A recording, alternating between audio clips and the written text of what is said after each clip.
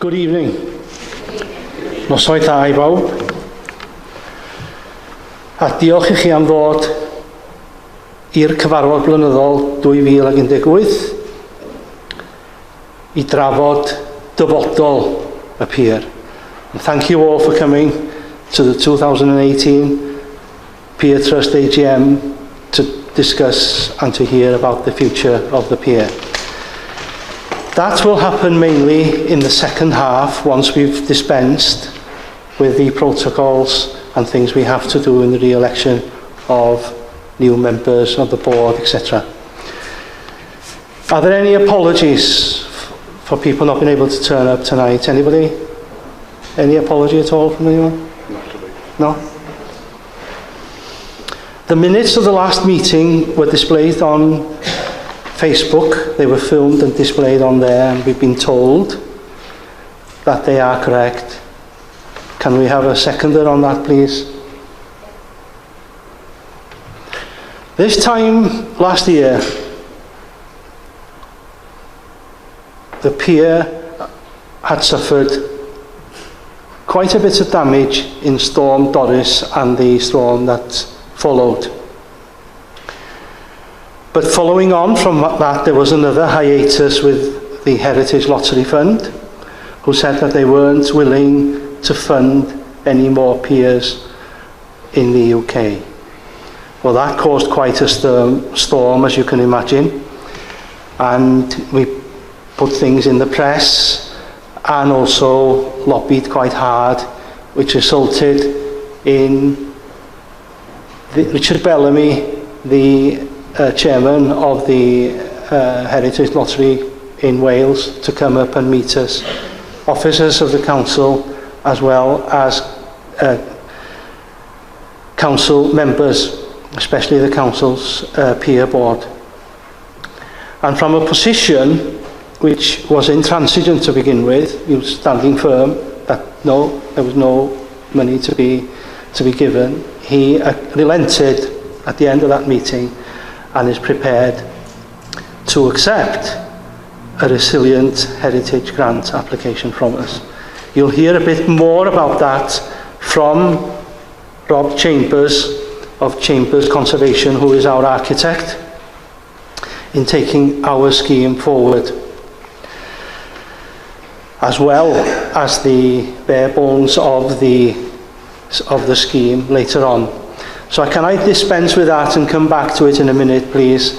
And then once we have dispensed with the protocols of electing new members of the board and people who are entrusted with various roles, we can talk about the nitty-gritty, essentially the future of the Pier, not the past. There may be a bit about the present, but it's the future that's important. Can we call on Gary to give us a brief financial statement as to where we stand at the minute, please?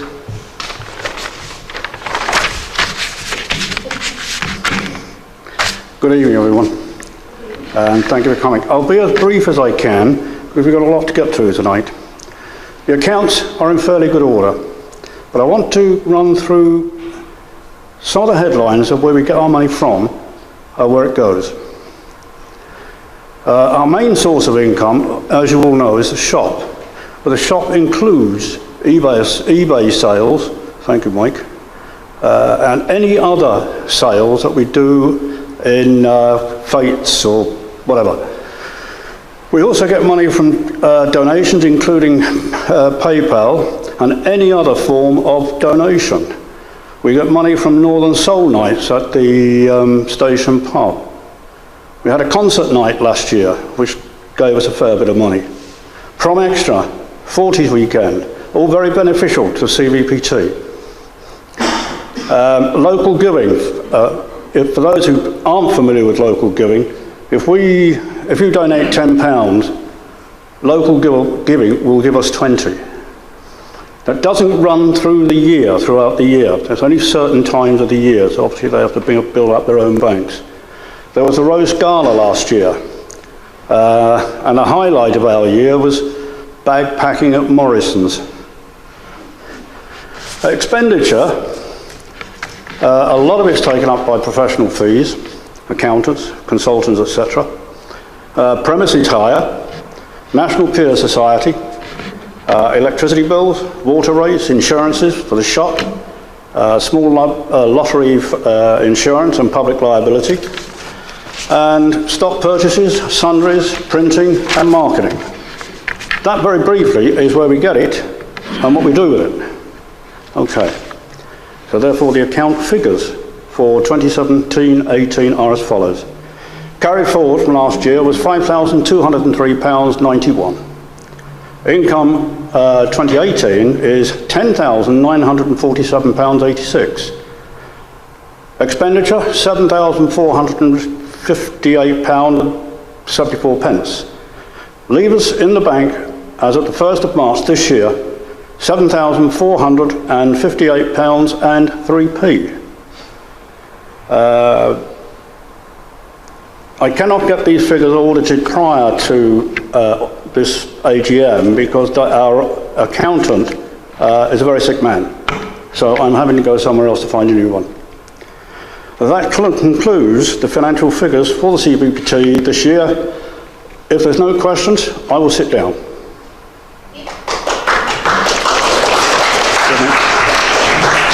Thank you, Gary. Now the election of officers. Is there anyone who is wishing to put his or her or their name forward amongst us tonight, please? For the position of Chairman, Vice Chairman, Treasurer, Company Secretary, Communications Officer, Membership Manager and Media Officer. Anyone here present? So can we have a hands up if you wish the current officers to remain for 2018-19? Thank you.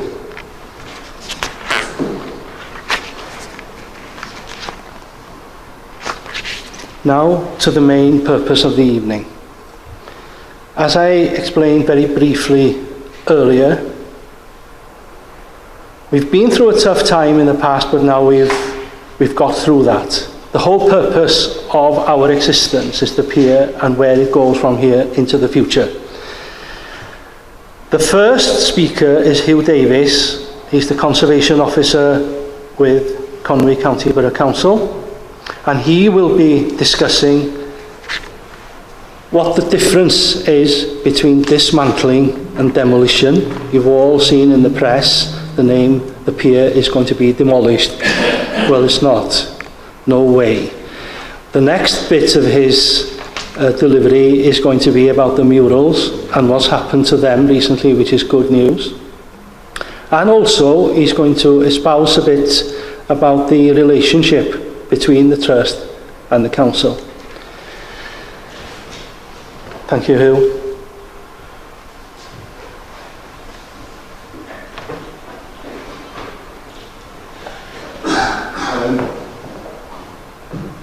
Hopefully everyone can see me and hear me. That's me, I'm Hugh Davies, I'm Senior Conservation Officer. Could you speak from the lectern, please, because all the mics are there? No worries, I'll switch these off.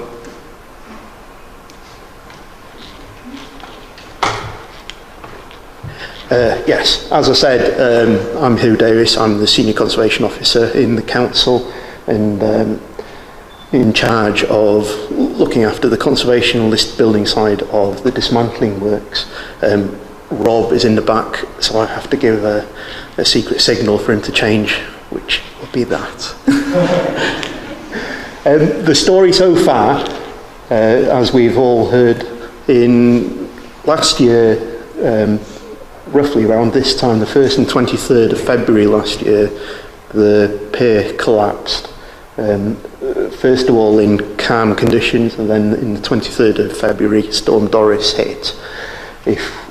I was one of the first people on site with APT, who one of their officers is here tonight as well, and this is what we were faced with. The pier collapse happened on the seaward end, and we think It's probably due to the failing of the column on the left-hand side furthest there. Most likely the failing of the pier piles themselves, which are in the ground. They're screwed in as part of the structure, if we go. And you can see there the results of the pier pile failing and causing that column to collapse, which took the pier end with it. So from there onwards, the council were in a position of going into an emergency plan to make safe the pier and the surrounding beach area. And work started in October 2017 for the dismantling, but also the listed building planning applications for the dismantling of the remainder of the pier towards the land. As you can see from these photos, we've got two workers from J. Freely who have been fantastic contractors for us as an authority and a town, actually. Here you can see in the top, in the right-hand photo, that's Ian and Kenny, and this is the main difference between dismantling and demolition. These guys are handling everything. They're cutting everything by hand. They're risking their lives doing this because we've asked them to do it. Not because it's an easy way. The easy way is to bulldoze the thing, but this is the right way, the correct way of dealing with a listed building in danger. It's carefully dismantled. We then lower everything onto the ground and we store it. You know, there's photos there. The top middle is the salvaged column heads, the decorative column heads. Then we've got the balustrading on the right-hand side, which is in storage in one of our depots. The demonstration on the left-hand side is the marking up of each column. Every column, every piece of metal that we've salvaged is marked. It's cross-referenced to a plan, a scale plan, so that anything that needs to go back in its original position can go in its original position. January 2018, the word demolition comes back into the press. The word demolition has pretty much been struck from the vocabulary of County Council when they're referring to the pier. It's since the collapse, we've been working quite closely with the Trust, with the HLF, with various people in the area. We are committed as an authority and as a section, conservation section, to do the best we can for Victoria Pier. In February this year, we finally got in after 6 years of not being allowed in due to health and safety. I was one of the first people back in after they cleared all the pigeon mess and everything else. So the next stage that we faced was, well, what do we do next? Now we've got a clear building. We've got our approval from Welsh Government to dismantle. We're working closer than we ever have with the CVPT. We need to move the project forward. In end of February, yes, we sought advice from a company called KDEC, who are specialists removal of asbestos impregnated artifacts, usually spacesuits and decorative lino tiles. At that time we thought they would be a good company to approach for the removal of the murals. Here we go on. And again, brings us on to what about the murals. So we met with KDEC on site to discuss how do we go about getting the murals out, what do we do with them, how do we store them. The answer came back that it was almost impossible to remove these murals without significant damage. We were always under the impression since 2011, when the authority commissioned a report by a chap called Howard Macro, specialist art historian and art restorer, that the amount of work and money and effort required to remove the murals was considerable. We had him working on the pier in 2011 for a week, and in that week he uncovered 1 square inch of mural. There are 42,000 square inches of mural in the auditorium, and I think 26,000 square inches in the cafe areas. So you can imagine the amount of cost and time that was involved with that process. After the response from KDEC, it was very disappointing that they didn't hold out much hope. But being a chap that doesn't really take no for an answer, I'm quite like challenges. Sean Freely and Ian and Kenny accepted my proposal to borrow 2 of their chaps for a day, and we started doing some trial areas of removal. This plan shows where they are. I've been discussing this with Mike for the last few weeks. Common misconception of where the murals are. The red square within the auditorium, those are Mary Adshead's murals. Mary Adshead was the daughter of Professor Sidney Adshead, who designed the pavilion in '34. The cafe area is the area where the Eric Ravilius murals are. The right-hand side, so the south elevation of the cafe area, has been rebuilt, we think, in about 1960, making larger openings. So there's absolutely nothing left in that wall. Here's some examples of what we faced when we got in there last month. You can see the right-hand side is a sample of the column details of the Ravilius mural, and then the 2 photos above are the motifs of what remains of the Mary Adshead. So the plan was to try and cut out the murals. We used this is an example of using a low vibration saw. Pretty much we blew it to bits because of the method of construction, which is a steel mesh with concrete infill and cement backing. But we didn't give up, and we ended up with a sample of small blue, well, I say small blue square, it's actually the size of an A2 piece of paper. The next step was to look at how do we go about removing the motifs. Now we know that how the building is constructed, it was a bit easier, but nevertheless time consuming. So 2 days work, and we managed to remove the Mary Adshead murals above the cafe door. And as with the steel structure, we've catalogued, we've numbered, and we've stored them safely. Then moved on to the Ravilius in the cafe, and the cafe has a suspended ceiling in the 60s. The suspended ceiling was cut away, left-hand side picture. Unfortunately, what was above the suspended ceiling was quite devastating, really. That photo on the right-hand side shows that the pavilion has actually split in half. So there's the front of the pavilion, so the south end, is actually coming away from the auditorium wall.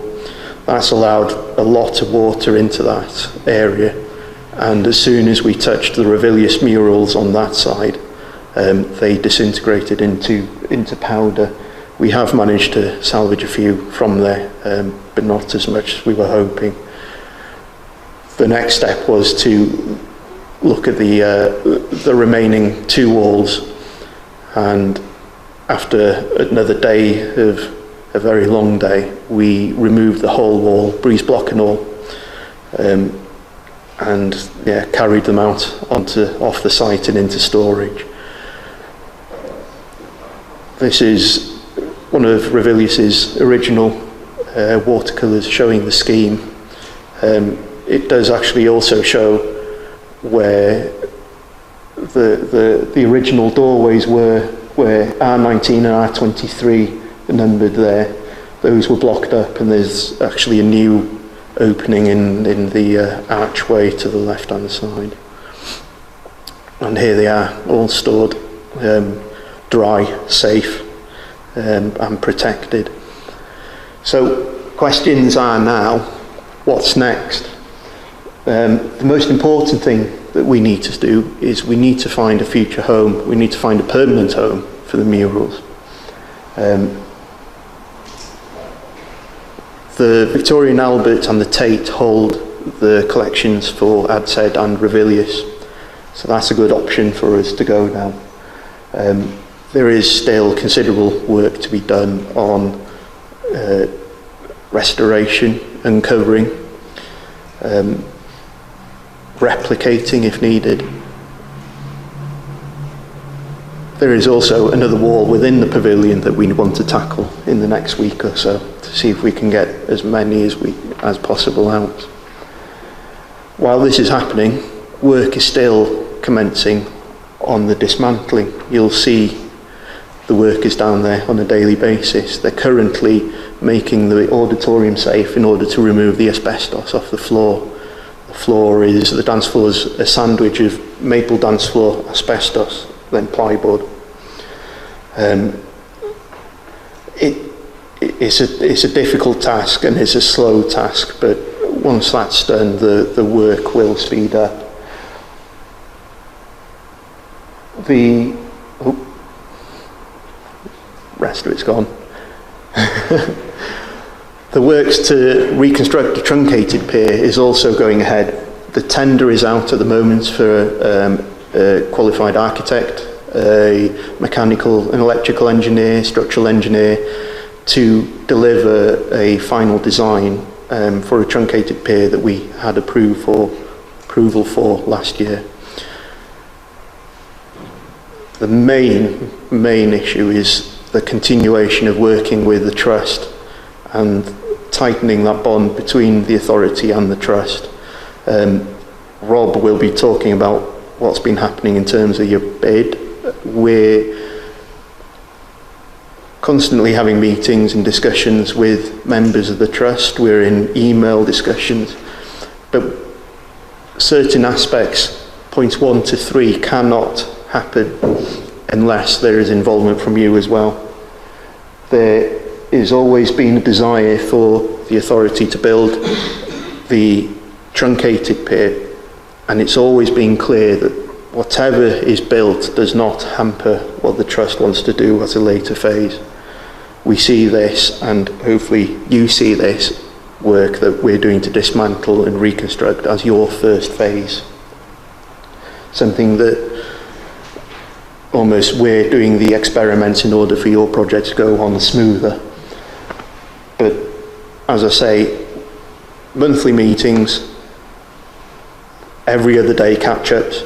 We're in contact with Mark, Mike, Pat, and if anybody has got any questions, then by all means get in touch with me. My email was on there, and yeah, any questions, just ask.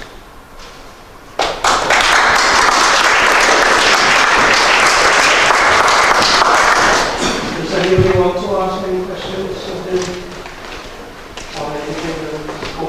Amy?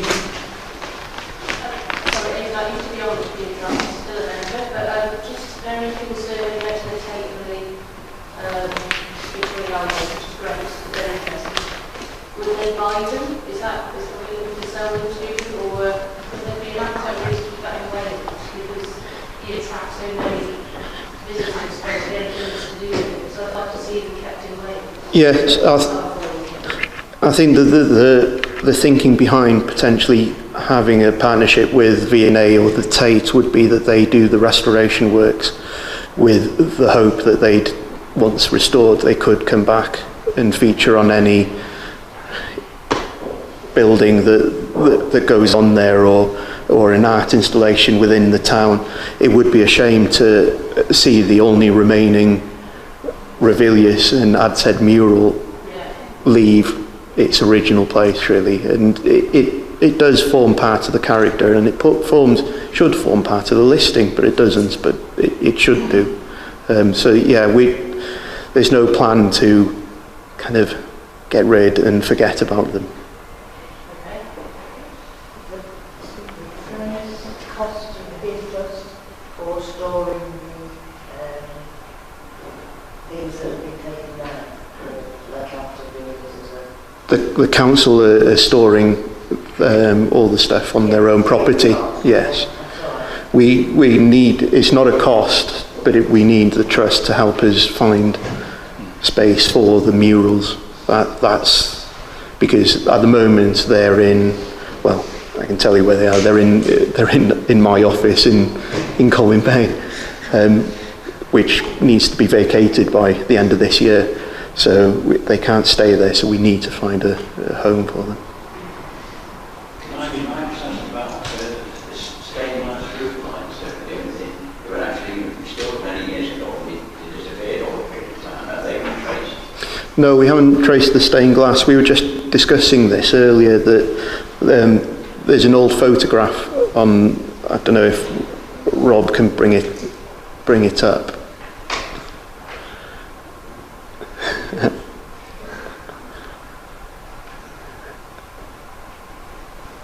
Yeah, so the kind of the metal roof light, if you like, on the top there. There's you can just about make it out. There's a circular section in the middle. That's still in there.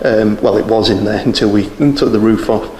That's in storage as well. Excuse me, as well as the supports for it. The lattice girders are 1-inch L plates, if you like, to just hold the gantry lighting and the like. There's no evidence of any stained glass windows remaining. There's clear glass that remains in there as part of the ventilation system, but there's no evidence of stained glass. We understand that potentially it was taken away years and years ago to be restored, but nobody knows where they are. There's someone. Yeah, well, I was going to ask these murals over in Colwyn, I have the idea of mural being pictures of the frame. You're talking about something solid. Yes, there is. We're talking about weight. Well, I actually worked it out because I had to carry them out. We've taken 40 sections out, so they weigh 96 kilos each. They had to come out because of the weight on the deck. The health and safety executive won't. Yes, yeah, that's why they're on the ground floor of a building. So they're hefty stuff, and it's, you know, there's some weight behind them. But they're also quite fragile as well. Yes. You know, they've been attacked by moisture for years and years, and backing of steelwork and seawater doesn't mix very well. At the moment, that's what we're hoping to find. We need to find a home for the murals, really. So.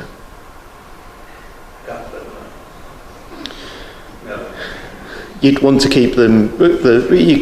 Potentially you could split the Adshead and the Revilius up, but you'd want to keep the Revilius as a collection.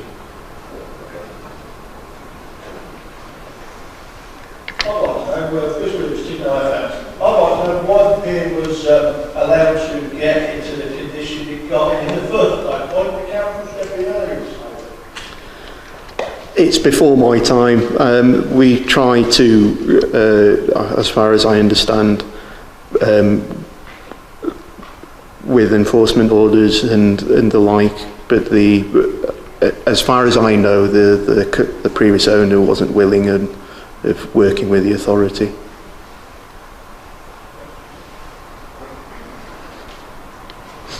Asi? Diolch yn fawr. Croeso. Thank you.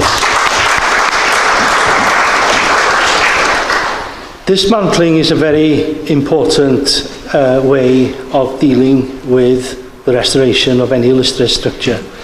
It means that elements of any listed building can be taken down, dismantled from their place of origin and kept and reused. But not just the elements that are going to be reused either. It's those bits which are intrinsic to the character of the building.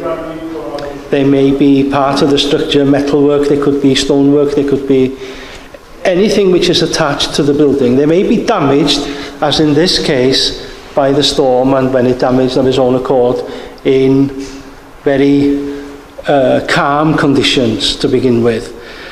We've looked at those with the council, with Hill, and we are going to replicate them where we think it is necessary to get elements of the same type, texture, colour, material and size as the originals. We've also, as I touched upon earlier, been discussing a bid for funding from HLF. And as I said, the chairman of the HLF in Wales, Richard Bellamy, has agreed to entertain an application for Resilient Heritage Grant from us. That's coming down to the next speaker, along with our scheme, which is vitally important in extending the pier and getting it back to the state it was before it was taken down. So Rob is an architect who will be representing us, and he works for Chambers Conservation in partnership with his wife. Thank you, Rob.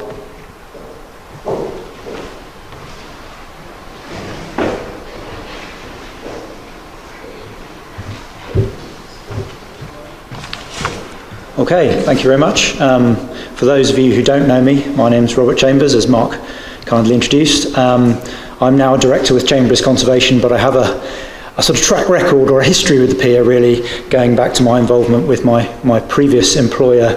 I've been involved with the pier on and off for getting on for 8 years, so it's a bit of a passion with me, and which is why I'm still here, and we've been supporting David Clark Associates. Unfortunately, David can't be here tonight in terms of putting together the Resilient Heritage application.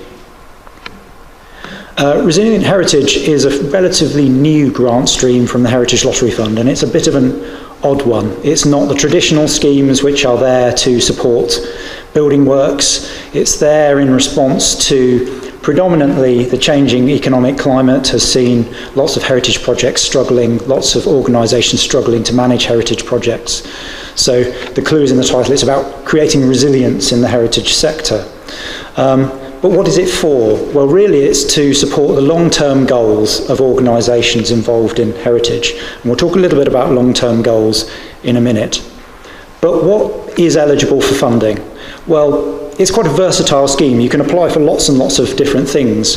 Fundamentally, it's about capacity building within organisations. It can be about developing skills within organisations, and we'll touch upon that a little bit in a moment.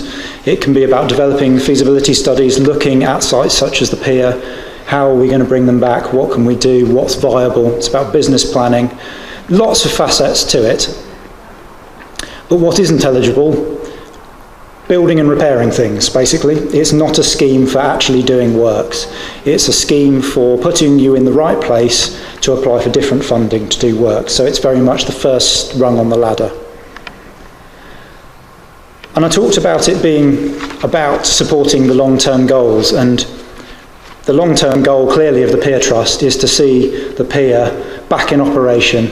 It's to see a pier in whatever form back in Colwyn Bay, supporting local businesses. It's about bringing economic vibrancy. It's about bringing back that livelihood and excitement to the waterfront. So when we're thinking about the Resilient Heritage application and supporting long-term goals, that's really where the long-term goal lies.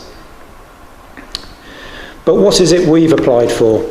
Well, our bid includes two facets. One is about resilience of the organisation. It's about building the capacity within the trust. It's about making sure that the trust as an organisation has the right skills.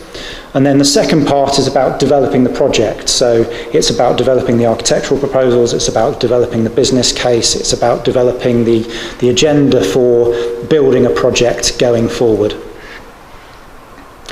And I can't really read this. I was hoping I was going to be able to read that, but I can't read it over there. So I'll have to remember what I wrote on this slide. Apologies. So as I say, the application is split into two parts, and the first part is really looking at the governance, the structure of the trust. Is it the right one to deliver the pier?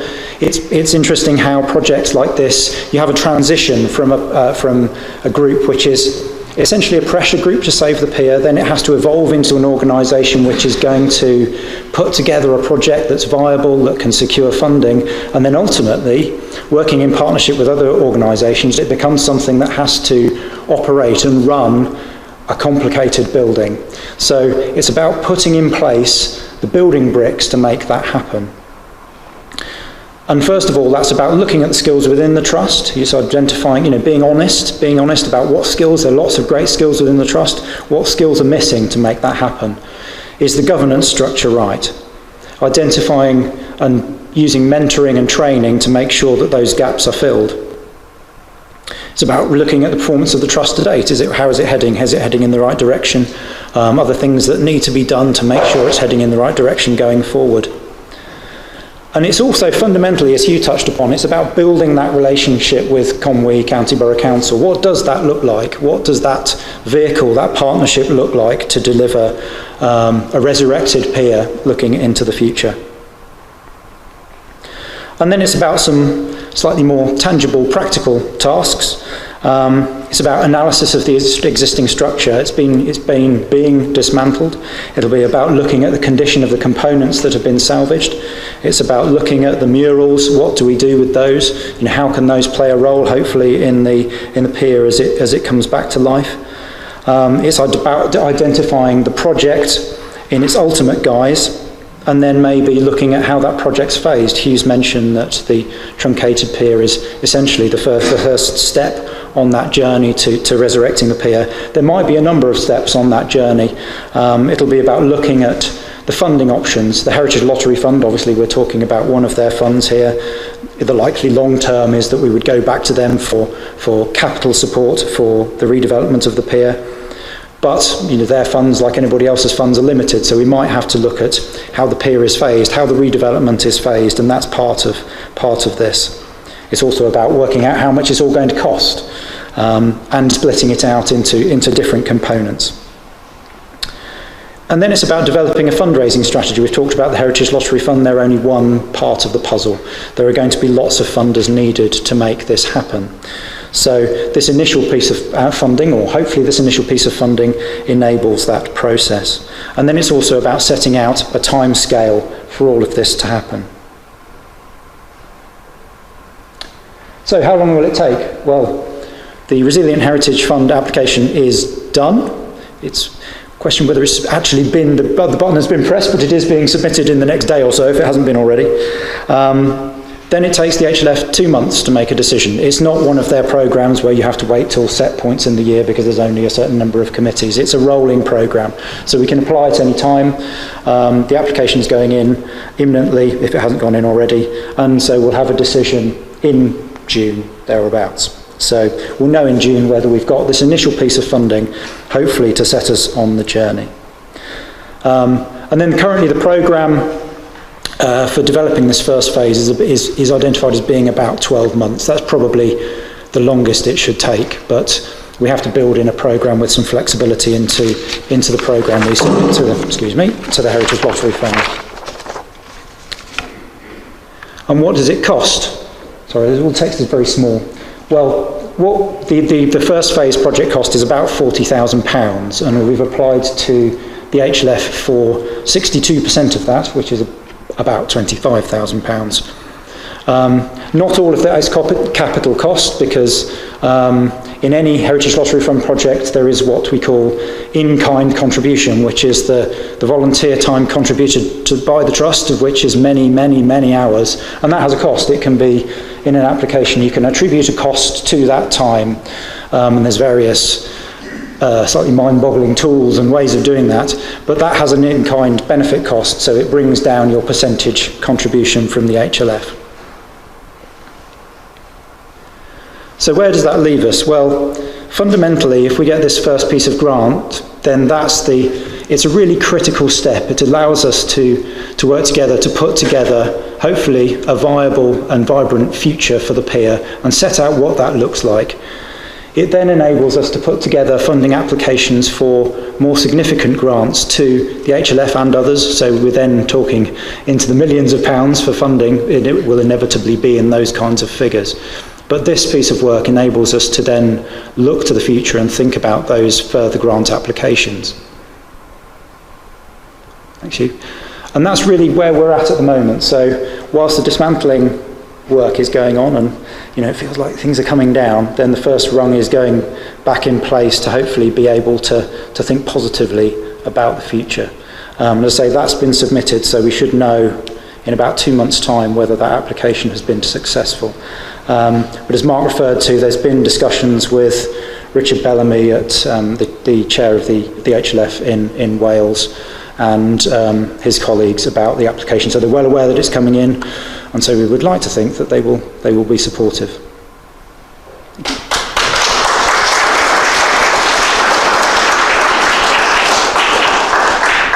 Does anybody want to ask Bob any questions on that?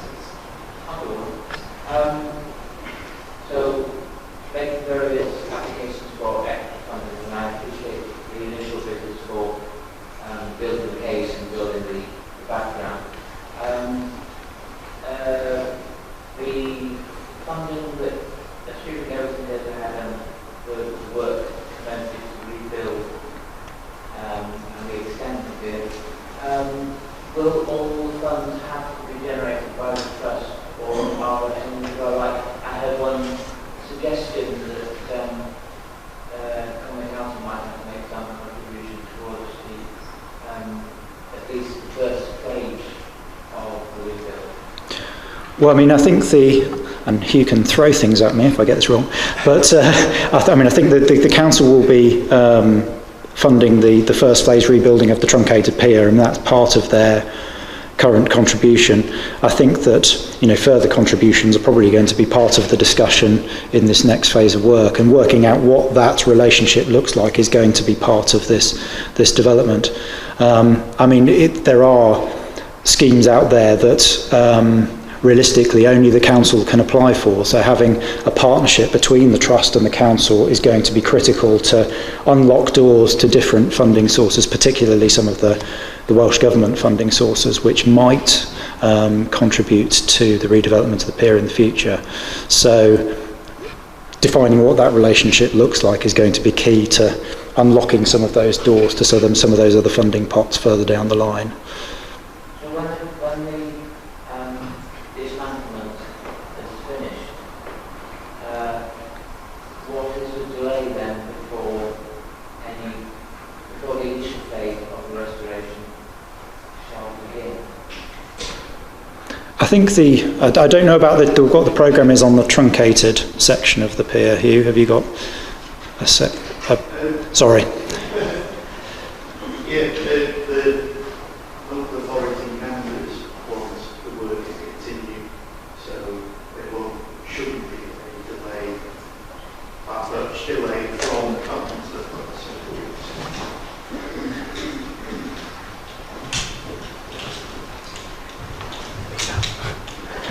Yeah, the council resolution was to move forward with the truncated pier as soon as possible.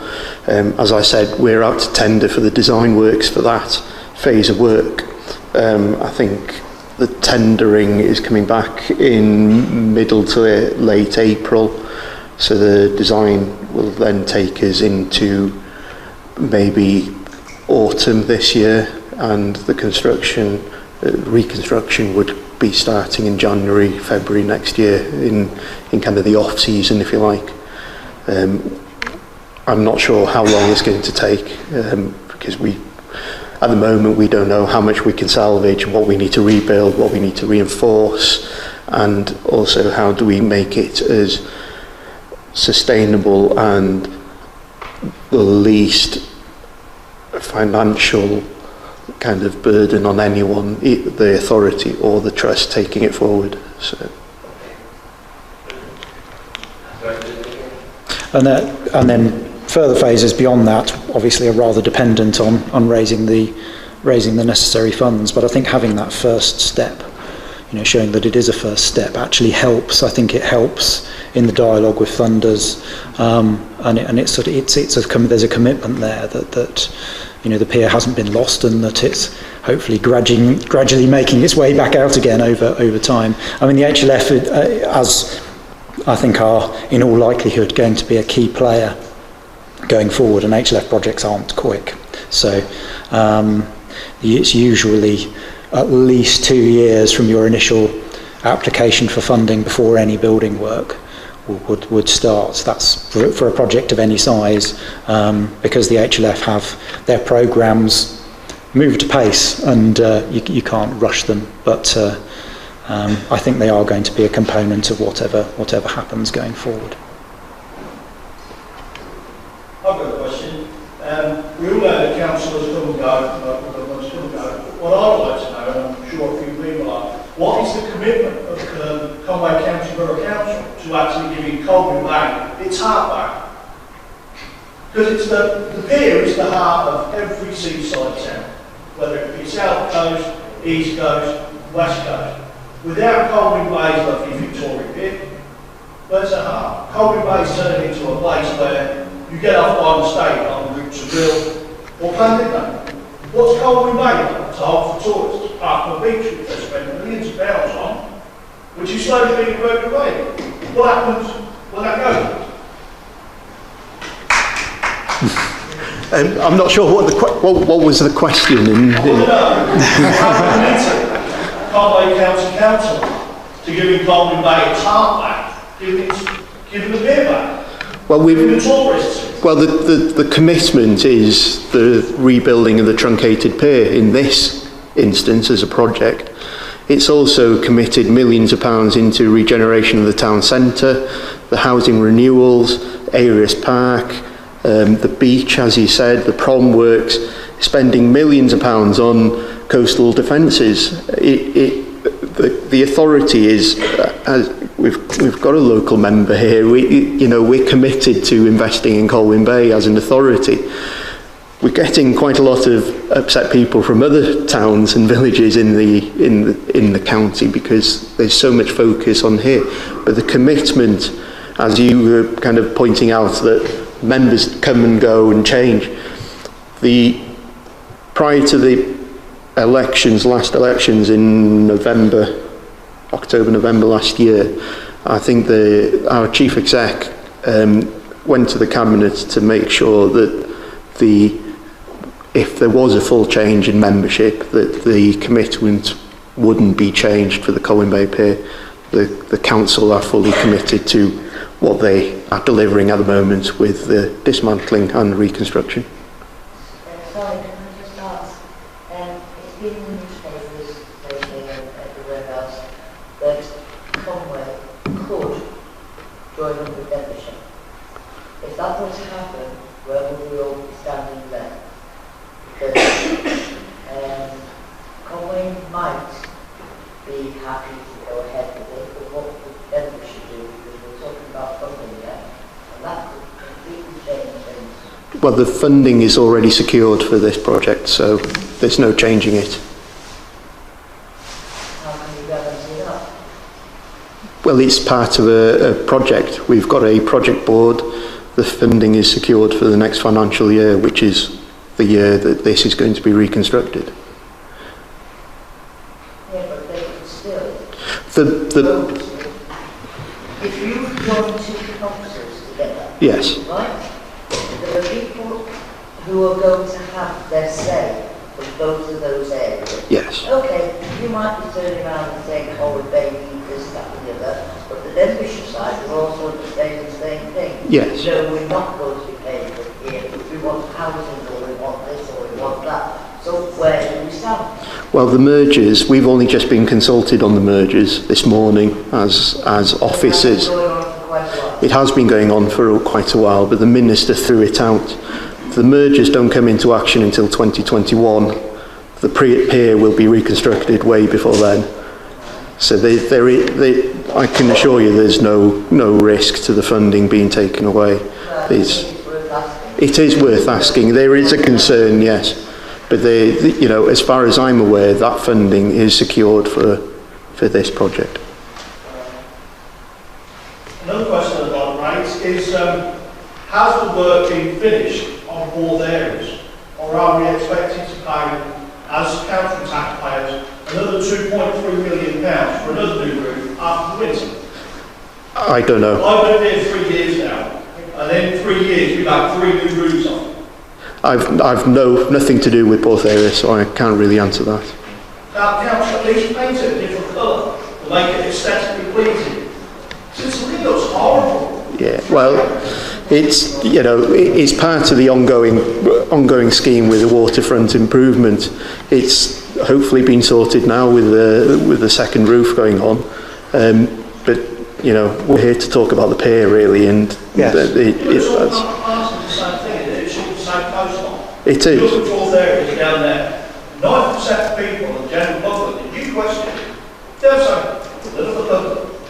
And it does. Just give it a coat of paint to make it look a little more aesthetically pleasing. Yeah. Well, there's something we can do, yes. We'll ask. Yeah, I thought the meeting, if I can answer that question myself, the whole purpose of this AGM is to discuss the pier, this context, taking it forward. We're not here to talk about any other structures that may or may not be built or have been built already other than the pier. Whilst I welcome the question and I welcome the response that he was giving you, please can you confine your questions to the pier, please?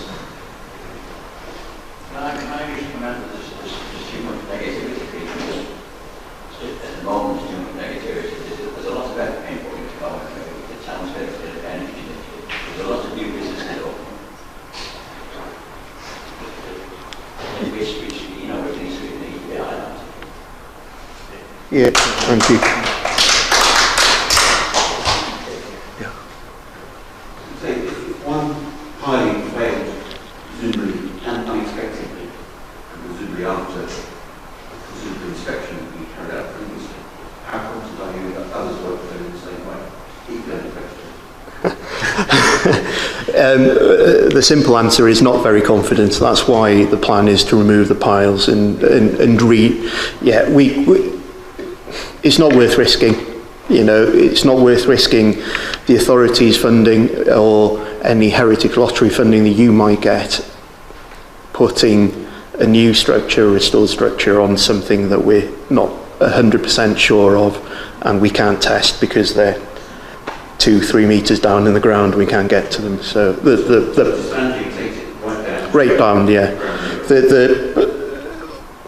From when I started in the authority in 2009, discussing what we do with the pier back then, the plan was always to try and dismantle it as, if you like, a meccano kit.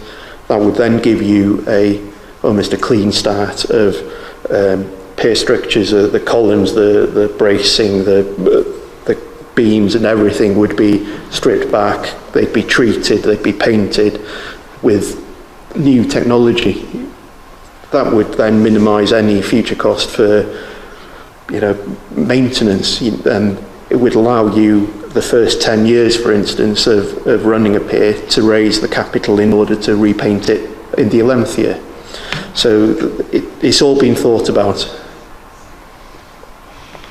I would like to ask, how much dismantling are we actually talking about?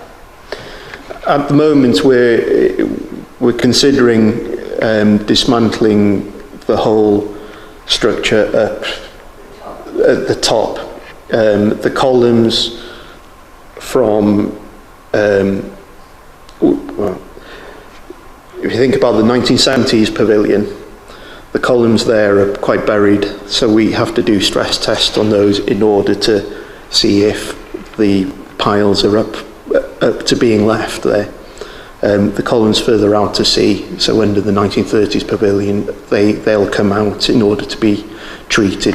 They're not as deep in the sand as the rest of them, so there's still some movement on there. Originally we went through the exercise of leaving the columns in situ. You might have seen the previous application where they were all lit up and looking like an art installation.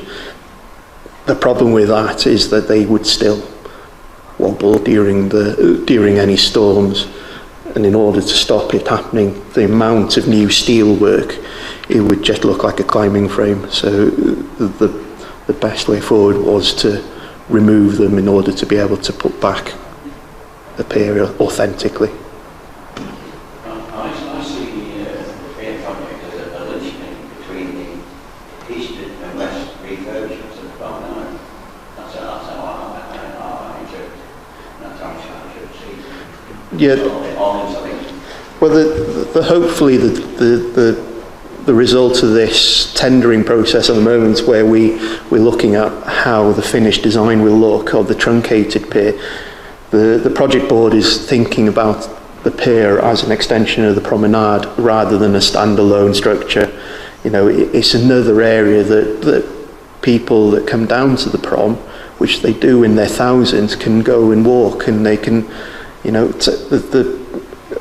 I stood down there when it was snowing 2 weeks ago at the end of the Golden Goose.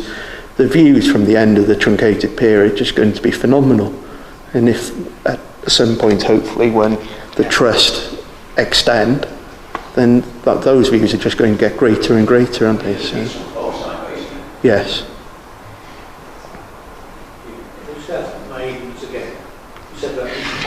Yes. What are they made of? The columns are made of cast iron. Yes, yeah. Yeah. The piles are cast iron, but they've got an auger, not an ogre, different thing. So the screw on the bottom. So originally they were just kind of screwed into the sand until they, couldn't screw them anymore really. But those are the piles under the pit that collapsed and has been dismantled. We're not sure if they used the same construction method for the bits under the pavilion, the original Victorian pavilion, because the seaward end was an extension in 1922, something like that. So it could be totally different when we get down there to those. But the rest of the structure is wrought iron, and it delaminates, it flakes off. Yeah. It's just basically a huge screw with a socket, and then the columns, they're only sitting in it about that much. So when you saw that photo of the one that was snapped, there's not that much holding. What's holding the pier up, it seems, is just sheer weight of steelwork above it.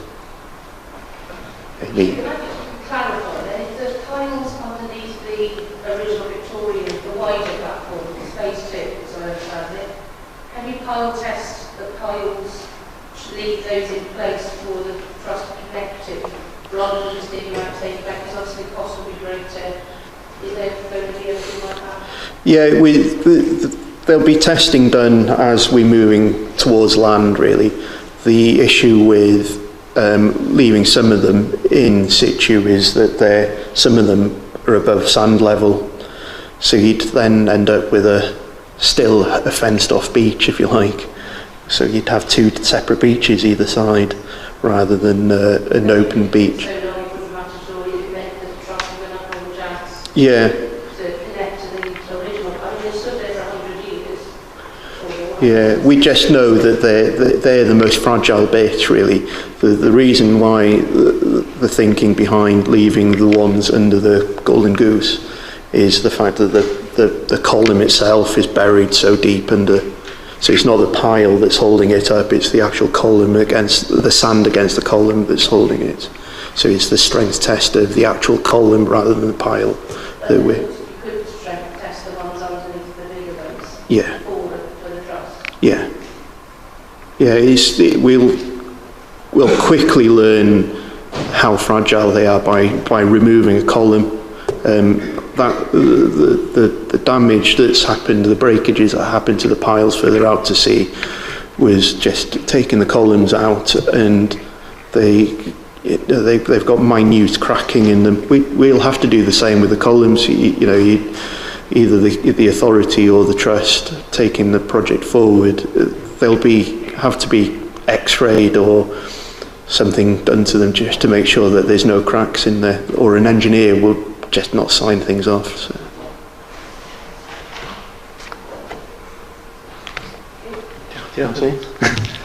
Are there any more questions of Rob Chambers? Oh, thank you. Thank you both.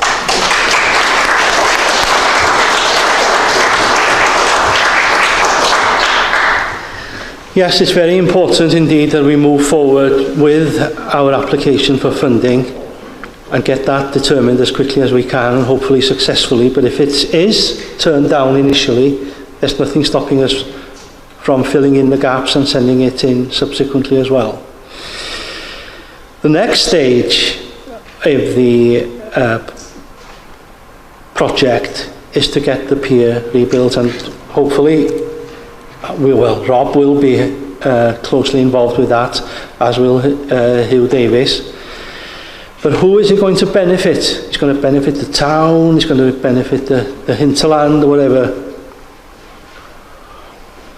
I'm going back to my late teens when I was in Ysgol y Moelwyn, Blaenau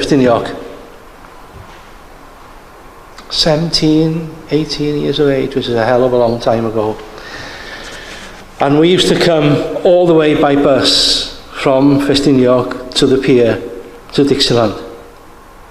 Every weekend when there was an occasion, a dance, a disco, we did it.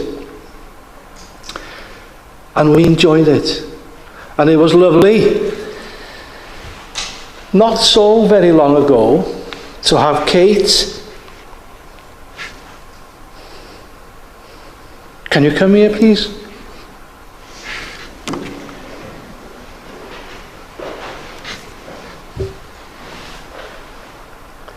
Don't worry, I'm not going to ask you to read if you don't want to. There's no pressure on you at all. She approached me with the mother, excuse me, to say that she was preparing a project, like a news item in school. And for 3/4 of an hour, she grilled me pretty hard. The truth is in the eye of the beholder, but the children in the world speak the truth. They say what they feel, they describe what they see, and if they're not happy with the answer, they'll keep pressing you until they get the right one. And she did. So hopefully that is going to engender in us as a trust the need to go out to schools, to universities, other establishments, to engender a bit of response about conservation, listed buildings, and also at the pier, how important it is. So, have you got that?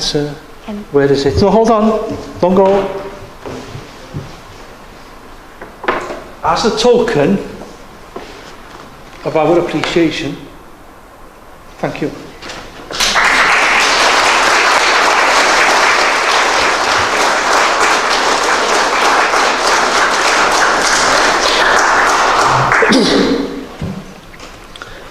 That's part of our evolution, and I think people are fed up of hearing me say that we have to evolve. We're no longer a pressure group. We're no longer a lobbying group. We have to change. The town is changing. The whole world is changing. The pier is going to change. Out of the ashes of the old will grow the new one. How do we evolve? In what capacity do we evolve? And that's where Chris is going to talk to us about that aspect, and also about our concept and other things that you can add to that and the flavour to it as we move along. Chris is the liaison officer Wales for the National Pier Society, so welcome.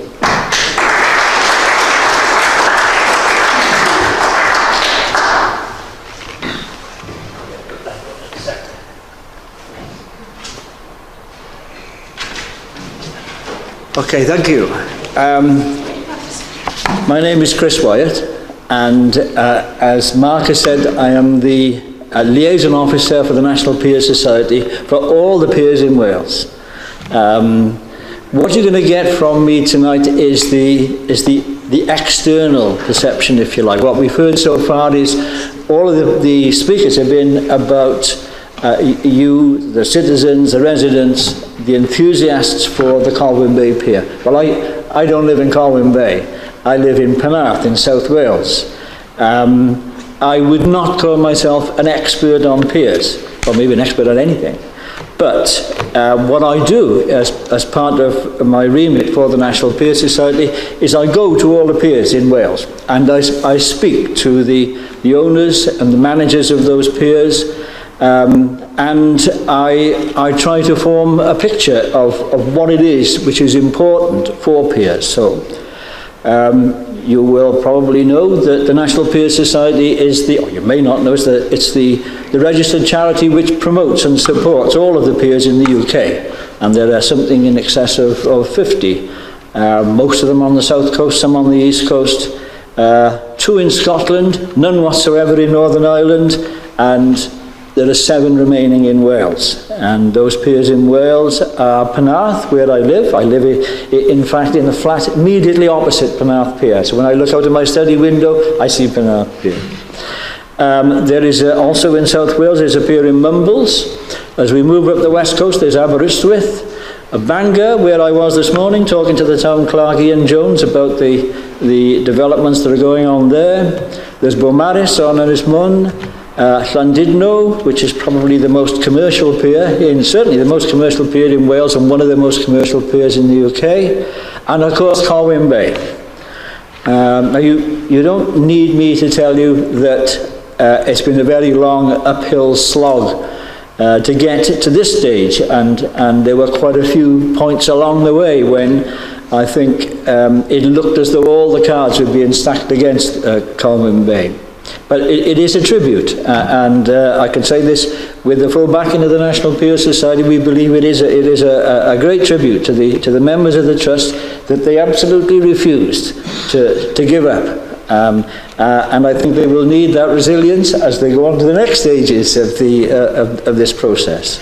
I am of course aware of the huge benefit now to the project since we have got the sort of a partnership working with Conwy Council and with Colwyn Bay's own town council. However, it seems to me that as you go along, both these bodies and the other bodies that are going to hopefully provide some funding here are going to need to feel assured that CVPT, the Trust, has a firm grip on its own projections for what is going to be virtually a completely rebuilt pier. So I thought it might be helpful if I shared with you some of my views, they are personal views, on how we could engender some confidence that this is actually going to be a successful project. I hope you don't feel that I'm going to be pouring cold water on the project. That is not my intention at all. But the first aspect I would like to deal with is what I'm calling viability. And of course it's entirely understandable that most of the things which have been uppermost in your mind so far have been the actual rebuilding process. I understand entirely. So it's the rebuilding process and the very large amounts of money that are going to be involved in achieving that. But I'm not going to deal with the physical aspect of building, because actually there is already sufficient expertise, more than sufficient expertise here in Colwyn Bay. in the trust, in the experts that they can call on, and we've heard from Hugh and Rob, and I think you can have a lot of confidence that you have the people already here to carry out the rebuilding process. So what I'm going to do is I'm going to jump ahead. I'm going to jump ahead, and I'm going to be looking not at the rebuilding project, but at the functioning of the pier once it is built and open to the public. And I mean the entire pier. And I have every confidence that you will get to a situation where you do have a new pier built and open to the public. So viability then is the ability of the project to clearly demonstrate that the finished pier will actually provide tangible benefits to the local community and will be able to generate sufficient money to allow it to at least break even and hopefully to make a small profit, or maybe even a big profit. Now, I appreciate that some of you may well be thinking, why is he looking this far ahead when we still have all the challenges of actually building the pier in the first place? Well, the reason why I'm so concentrated on this is that if we are in the end unable to demonstrate that the new pier will be something that can really contribute positively to the lives of the citizens of Colwyn Bay, and will be financially sustainable, there is very little chance when we get to the full funding requirement of you being able to attract the necessary funding, which will mean that you won't even be able to make a start on the real building work. If, for example, we were applying for a grant to the Heritage Lottery Fund, as Hugh and Rob know, the first thing that they will need to assure themselves of is that we are not simply going to be imposing a long-term financial burden on the public purse. And the second thing is they will need to know that the new pier will satisfy the sort of statutory requirements that they have for giving money. Neither of those things are easy. I've been involved in correspondence and meetings with the head of HLF, Richard Bellamy. He is not the easiest guy to deal with. He is extremely cautious, and you would expect him to be, because he's going to be giving up very large amounts of cash. So obviously there's going to be a documented plan that sets out a complete picture of what the pier will cost to run and maintain, and the features and facilities that it will provide to cover those costs. At the same time, you'll need to show what it will be providing in terms of the features and facilities for the public benefit. And I think you need to be under no illusions about the effort that this is going to require. My experience with other piers clearly demonstrates that every square metre of the pier, every working hour of pretty well every day, and every person who is involved has got to be contributing to the maximum. Now, you'll probably all have seen the beautiful drawings created by Nigel Gilbert, and they present a superb conceptual view of how the pier will eventually look. They don't, of course, themselves provide the necessary profit and loss figures which we will need, but they do provide a framework into which you can begin to insert the actual activities that will take place on the pier. But I have to tell you, experience has shown that those activities have got to be going all the time. They've got to be attracting large numbers of visitors, not just during the summer season, but throughout the year. I know that the Trust has already been working hard on the type of proposals that would be both profitable and provide the essential bridge to the community. But I just want to give you a few examples, 2 examples in fact, of what can happen if you are not constantly alive to the need to continuously bring in the cash. And I'm going to start with the pier I know best, which is the one that just sits outside my window at Penarth. This may sound a little bit like a description of Penarth Pier rather than Colwyn Bay Pier, but I think as you go on you'll begin to see why I'm using this. Now, Penarth Pier is a very nice pier. It's very well maintained, but it is dominated by a very large Art Deco pavilion, which for many years lay virtually derelict, due in major part to the appalling lack of maintenance by its owners, the Vale of Glamorgan Council. This may sound slightly familiar to some of you here, but this pavilion, though, was not going to fall down anytime soon. It was built almost entirely of ferro-concrete, which is, you'd have a job knocking it down. Such was the lack of vision of the council that the interior of the pavilion was allowed to just rot away. There was a beautiful dance floor in there, and when I went in to see it, it was all coming up. It looked awful. It had been closed to the public for many years. This is not the pier, this is the pavilion. The pier was still open and functioning well, but the pavilion was closed. It had a sort of a private gym for children in there. It was entirely unsuitable for this purpose. There were bits falling off the ceiling, there was no showers, there was no washing facilities, and I've no idea how they managed to get away with it for so long. But then in 2008, a local charitable trust called Penarth Arts and Crafts Limited decided that they'd had enough of this, and they were going to begin the long and tortuous process to try and bring the pavilion back to life. There's just not time here for me to tell you how that process went, but you can imagine it was full of trials and tribulations, refusals by the HLF, reapplications, refusals again, until finally they were successful. In December 2013, a beautifully restored pavilion was reopened to the public, and the new owners were granted a 125-year lease on the building. The pavilion was essentially set up with charitable objectives.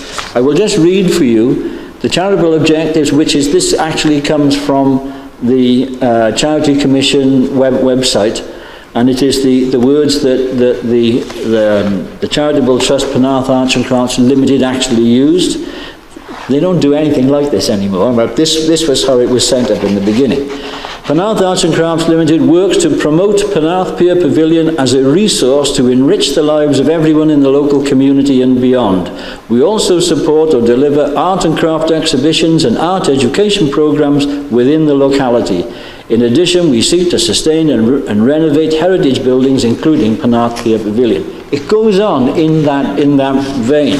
And so perhaps you might begin to see that what was being done in Penarth, the trust was not saying what we want to do is have a pavilion where everyone can go and have a good time. They were trying to focus this so that it wasn't just a pavilion, it was a resource.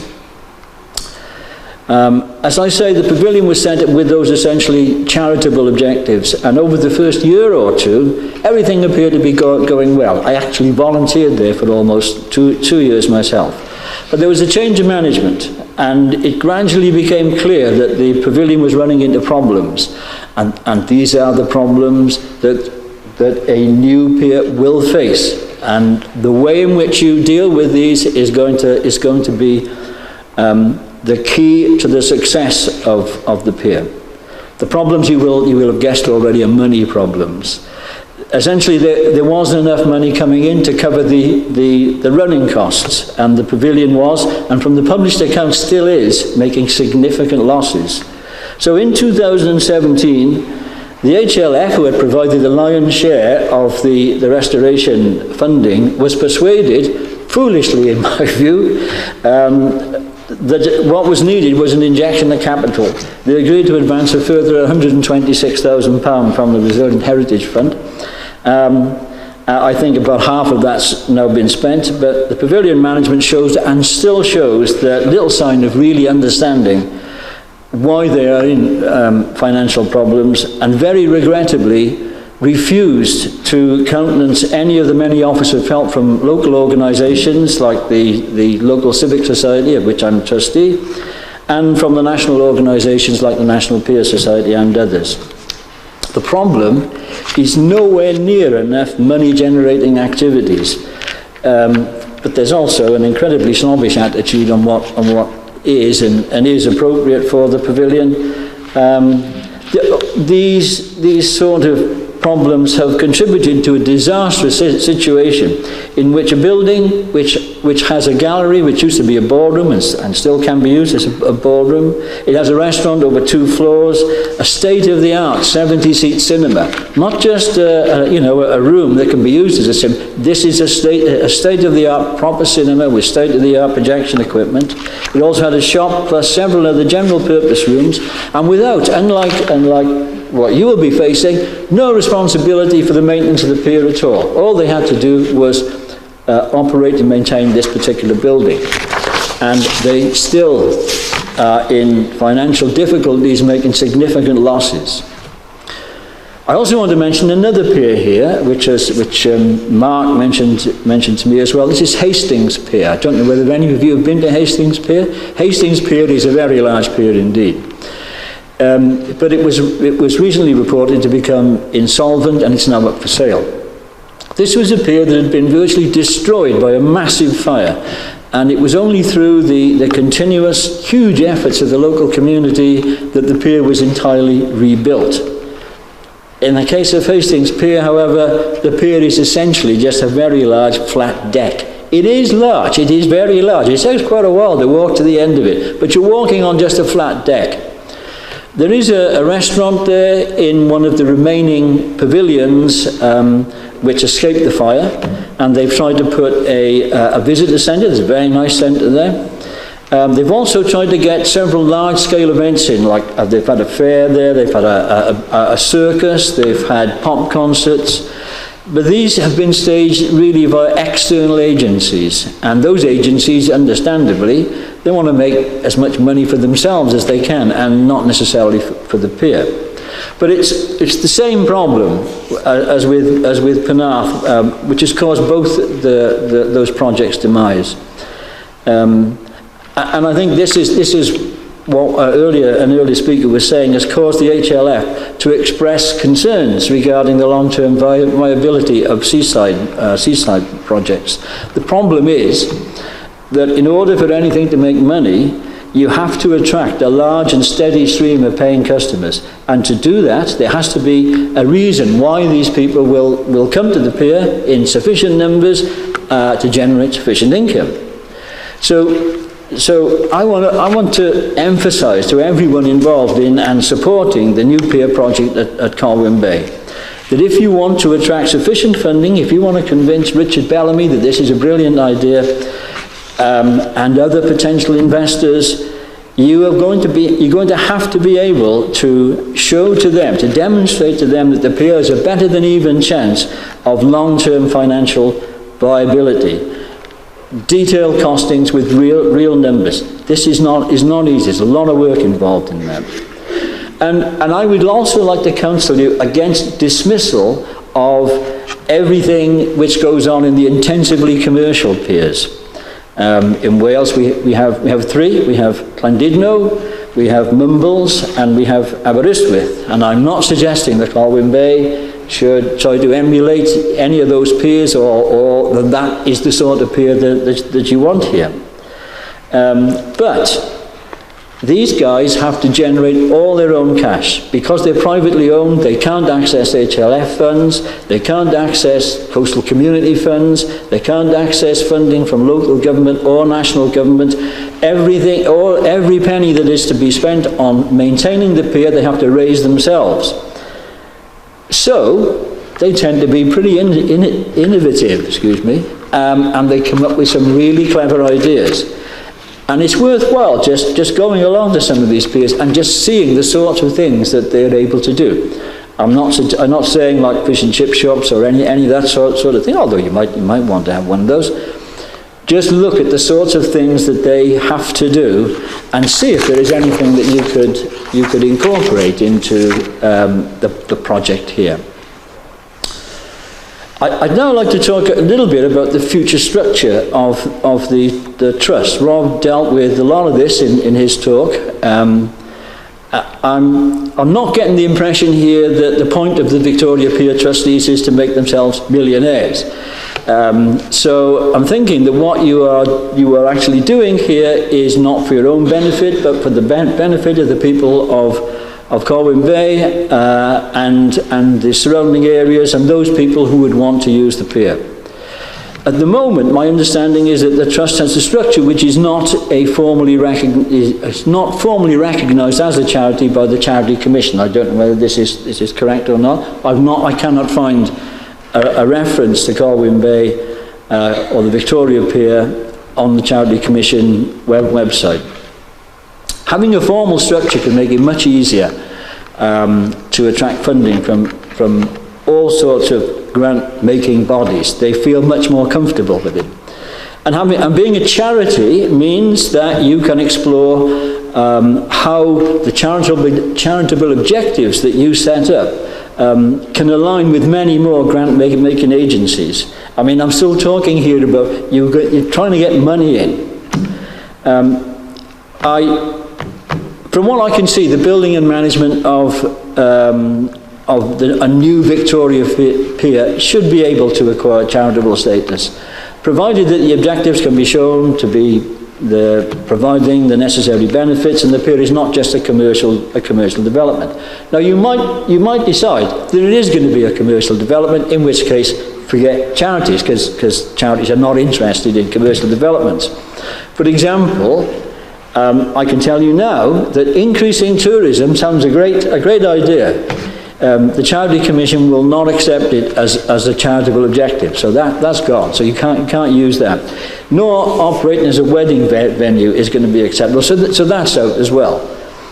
In fact, if you look through the text, the little labels on Nigel Gilbert's very nice projections of what the pier will look like, very few of them would be accepted as a charitable objective without a lot more meat on the bones.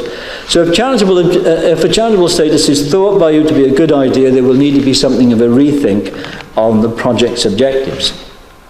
The pier will need to demonstrate it has charitable purposes, formally charitable purposes, and just so that you have an idea of what those charitable purposes are, I've listed from the Charity Commission's website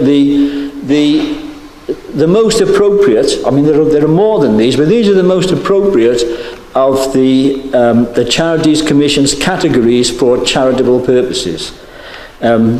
I'll just read them. Education, health, saving lives, citizenship or community development, the arts, culture, heritage or science, amateur sport, and the protection of the environment.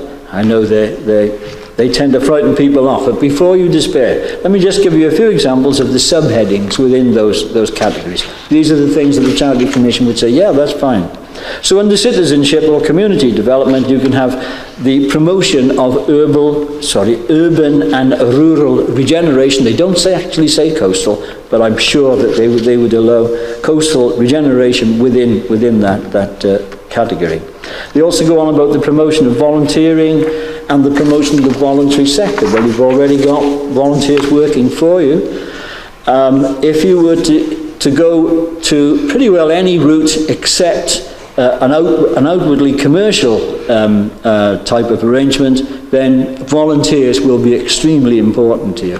I mean, remember, the volunteers are the lifeblood of organisations like the National Trust. Without all the volunteers, the National Trust would cease to exist tomorrow. I actually do some volunteering myself at a place called Dyffryn Gardens, which is near Cowbridge in South Wales. And the chief executive there, in a presentation, the first thing she said was, if we didn't have all the volunteers, and they have over 200, if we didn't have all those volunteers, we would shut tomorrow. That's how important volunteers can be. Under the main category, arts, culture, heritage or science, there's loads of things you can have, provided you work them out carefully. And I'll just list, these are the listings from the Charity Commission. You can have art galleries, art festivals, drama, ballet, music, singing, literature, sculpture, painting, cinema, mime, theatres, concert halls, choirs, orchestras, and the promotion of crafts and craftsmanship. I mean, the Myriad's Head and Revilius murals obviously could be incorporated into charitable purposes. There are loads of other opportunities for demonstrating the Pier's charitable purposes. Just a quick look at the technical bits. you'll probably have already decided that I think trying to be a charity is a good idea. There are 4 different types of charity that you could have. 2 of them that I would write off straight away. That's an unincorporated association and a trust. Everybody calls themselves a trust, but a trust is a formal type of structure within the Charity Commission's guidelines. But trust, as they mean it, this is an organisation that usually is physically small and is not involved physically in major projects. So they might be a small number of people that fund other organisations. They don't actually do all that much themselves. An unincorporated charity, you don't want to be in there for the reasons I will now explain. The 2 words which are worthy considering are a charitable company and a charitable incorporated organisation. And the important part of both of those is that the trustees, let me go back to the first bit. The most important point is that they create the charity as an individual. The charity becomes a person, in the same way as a limited company becomes a person, an individual. And that gives the charity the legal capacity to do many things, like employing paid staff, delivering charitable services under contracts, owning freehold or leasehold land or property. But it also means that the trustees are not personally liable for what the charity does. And if you're in an unincorporated organisation, you are liable. So if somebody sues the trust at the moment or sues an unincorporated organisation, the individual trustees are liable. In a corporate body, they aren't. And I would suggest that building and managing a seaside pier is not a small job, and you will really need some sort of protection there. Excuse me. So to recap, firstly, you have to ensure that the pier will be financially viable. This is the prime objective. If the pier doesn't make money, you're finished. And you have to come up with fully costed plans to show that is going to happen. If you can't, although you might get past the initial stages, once you get on to the bit where you need the millions of pounds, unless you can show that the pier is going to pay for itself, you won't be able to build it because nobody's going to give you any money. And secondly, you must establish, you have to establish a formal structure. And I think, even if you're outside of the charity sector, you must provide legal protection to the people who are in charge here. And also you must enable the organisation that you have at the moment to engage in a much wider range of activities, like employing people. If I'm considering a charity route, I try to visualise, I try to sort of create a picture in my own mind of what is it I'm trying to do here. And I tried to visualise a group of potential benefactors, like the signalman in a signal box on a railway line. They've got these levers, you know, and they throw the levers and the signals change. Well, you want as many people holding the levers on your side as possible. So if, for example, this is just an example, if, for example, you were to find a way of incorporating the promotion of the Welsh language into your project for the pier.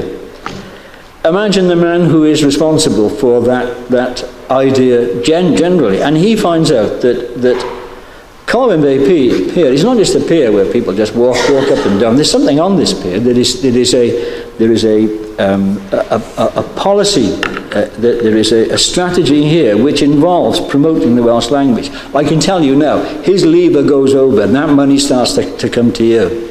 Perhaps also there might be a lady with responsibility for the cultural heritage of Wales, let's say. And she finds out that included in your pier project, there is a Welsh Cultural Heritage Centre. You're actually going to build one of these. This is going to be a part of the pier. Her lever goes over as well. This money starts to come towards you. And all the other ones, the levers on all the other, hands on all the other levers. If you've got art, science, education, drama, all of those things, if you can show that the pier becomes a resource centre for them to enrich the lives of the people of Colwyn Bay and wider surrounding area, they might also start throwing their levers as well. But they won't if you think it's just going to be a venue for weddings, a casino, it's going to have a pub, it's going to have some pop concerts, those sorts of things. Those levers will stay where they are.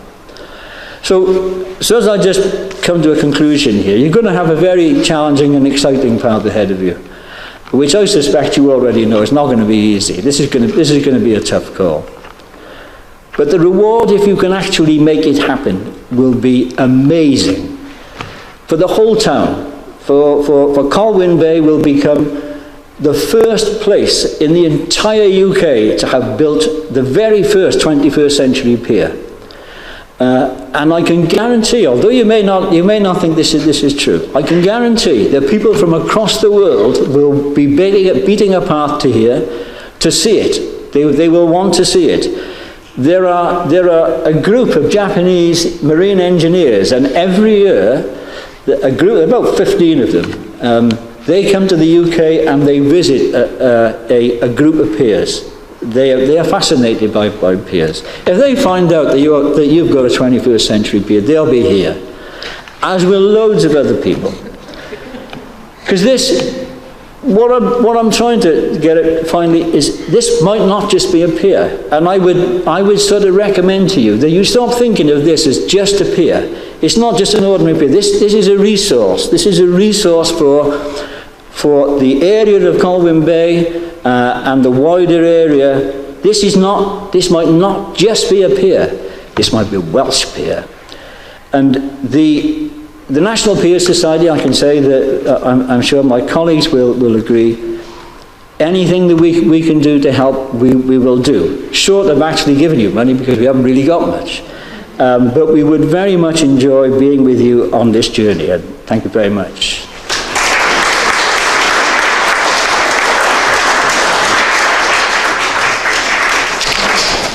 Thank you, Chris. Does anybody want to ask any questions?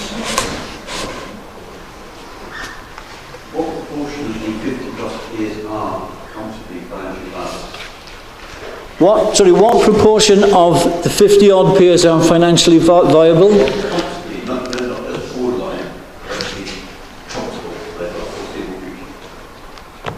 5 to 10%. The majority of the privately owned piers are viable. They're always struggling. Life for a privately owned pier is hard. Of the others, some are doing well and some are doing badly. It usually depends on the attitude of local authorities. If they are prepared to support piers, then things are a lot easier. If they're not, then it's difficult. So I don't have the actual figures, but I would guess at around 10% can say, yeah, we're fine. Even piers like the very big piers, Weston-super-Mare, which is a huge, massively commercial pier, recently had to start charging people to go on the pier. So all piers struggle. You cannot think of a structure in a more hostile environment. I would love to say to you, no, it's a piece of cake. Everyone's no. You really have to work hard at it. Okay. Any more questions, please? Thank you very much. Thank you. Thank you. Wow. What a wide-ranging exchange of views expressed by all the speakers tonight. One thing that struck a chord with me is that the trust, as we know it now, is a vehicle for change. We have to change, we have to adapt. But also, we're here to change the pier, to make the pier function in the future and breathe new life into it. I've got no doubt in my mind that we are going to succeed. That's a hell of a statement to make at this point in our journey, but we're not here to lose. We're not here to fail. We have to make it work, and we have to be flexible ourselves in our own trust to adapt to change like a rugby team. We will. We will. It's not us that's important, it's the pier. We don't want the pier to be in the state it is now in another 100 years' time. And we don't want people like Kate and her colleagues to come around thinking, oh, bloody hell, look at the state of this, we're back to square one again.